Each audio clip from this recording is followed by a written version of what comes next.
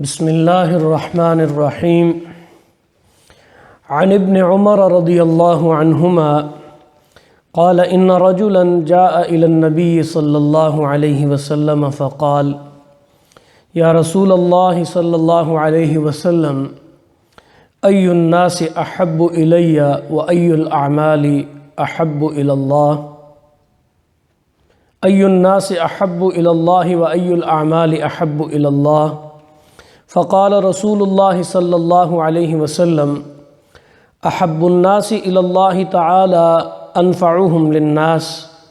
وأحب الأعمال إلى الله عز وجل سرور يدخله على مسلم أو يكشف عنه كربة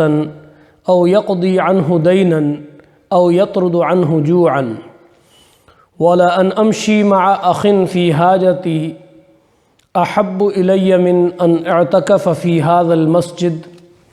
شهرا ومن كف غضبه ستر الله عورته ومن كظم غيظه ولو شاء أن يمضيه أمضاه ملأ الله قلبه رجاء يوم القيامة ومن مشى مع أخيه في حاجة حتى تتهيأ له أثبت الله قدمه يوم تزول الأقدام وإن سوء الخلق يفسد العمل كما يفسد الخل العسل أو كما قال عليه الصلاة والسلام.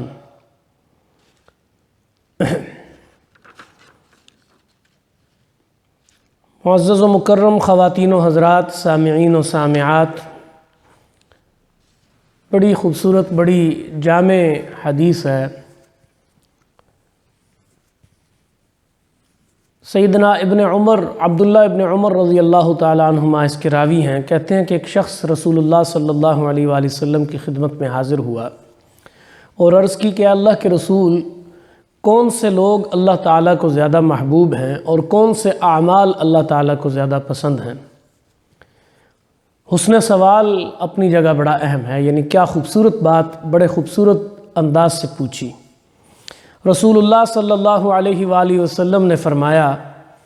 کہ وہ لوگ اللہ تعالیٰ کو زیادہ محبوب ہیں جو دوسرے لوگوں کے لیے زیادہ فائدہ مند ہوں، اور اللہ تعالیٰ کے ہاں سب سے زیادہ پسندیدہ اعمال یہ ہیں کہ مسلمان کا اپنے بھائی کو خوش کرنا، اس سے کسی تکلیف کو دور کرنا،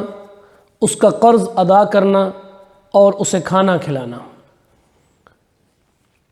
اور پھر فرمایا کہ مجھے کسی بھائی کی ضرورت پوری کرنے کے لیے اس کے ساتھ چلنا اس مسجد نبوی میں 1 مہینہ اعتکاف کرنے سے زیادہ محبوب ہے. اور یاد رکھو کہ جس نے اپنے غضب کو روک لیا، اپنے غصے کو روک لیا، اللہ تعالیٰ اس کی خامیوں پر پردہ ڈالے گا. جو آدمی اپنے غصے کو نافذ کرنے کی طاقت رکھنے کے باوجود پی گیا، اللہ تعالیٰ روز قیامت اس کے دل کو امیدوں سے بھر دے گا. جو اپنے بھائی کے ساتھ اس کی ضرورت پوری کرنے کے لیے چلا، اللہ تعالیٰ اس دن اس کو ثابت قدم رکھے گا جس دن قدم ڈگمگا جائیں گے. اور بدخلقی، بد اخلاقی اعمال کو یوں تباہ کر دیتی ہے جیسے سرکہ شہد میں بگاڑ پیدا کر دیتا ہے.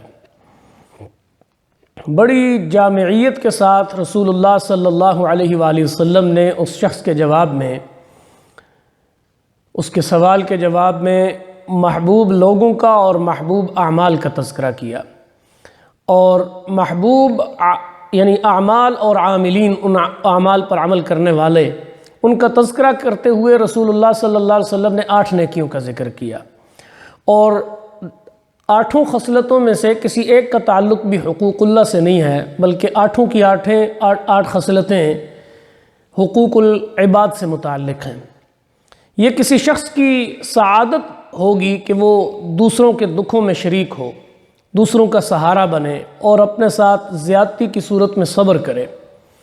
اس سے بڑا کیا اجر ہو سکتا ہے کہ غصہ پی جانے کے عوض میں میدان محشر میں دل کو سکون اور امید نصیب ہو. اور آج کسی بھائی کی ضرورت پوری کرنے کی وجہ سے روز قیامت قدموں میں رسوخ اور مضبوطی اور ثبات پیدا ہو جائے کہ جس دن ہر کسی کے پاؤں پھسل رہے ہوں گے، ایک بڑی جو ہے وہ عجیب کشمکش کی کیفیت ہوگی. اور آخر میں رسول اللہ صلی اللہ علیہ وسلم نے بدخلقی کی مذمت کرتے ہوئے اسے اعمال صالح کے حق میں نقصان دہ قرار دیا ہے کہ اعمال صالح ضائع ہو جاتے ہیں بدخلقی کی نسبت سے، بدخلقی کی وجہ سے۔ تو بڑی جامعیت کے ساتھ اخلاقی خوبیوں کو حضور نے اجاگر کیا ہے۔ معاشرتی اصلاح اور معاشرتی فلاح جن چیزوں ضامن ہیں، یہ چیزیں جو رسول اللہ صلی اللہ علیہ وسلم نے بیان کی ہیں۔ یعنی ایک یہ فرمانا کہ کسی شخص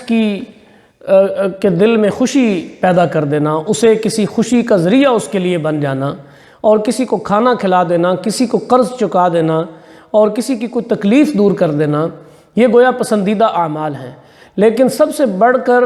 یہ جو آپ نے فرمایا کہ کسی کی حاجت کے لیے، کسی بھائی کی ضرورت پوری کرنے کے لیے، اور کسی دکھی انسانیت میں کسی کی تکلیف دور کرنے کے لیے میں چل کر جاؤں اس کے ساتھ، یہ مجھے مہینہ بھر مسجد نبوی کے اعتکاف سے زیادہ محبوب ہے۔ یہ در حقیقت